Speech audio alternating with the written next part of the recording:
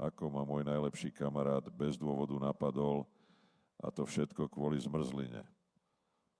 Bol to obyčajný deň. Kamarádu, ktorého som si každý deň kupoval točenú zmrzlinu, ma vždy vítal s úsmevom. Stačilo, že som vošiel do dverí a už som mal pripravený svoj obľúbený kornútok. Jeden deň som sa ho ale len tak mimochodom opýtal: hej, počuj, aká zmrzlina ide najlepšie? Premýšľam, že by som oproti otvoril malú cukráreň.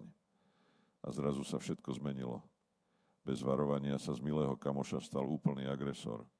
Rozčúlil sa, začal kričať a kým som stihol čokoľvek povedať, už som letel z jeho prevádzky, doprevádzaný najhoršími nadávkami a ešte ma aj oplul. Bolo to ako scéna zo zlého filmu. Doteraz nechápem, ako sa z človeka, ktorý bol každý deň v pohode, stal niekto,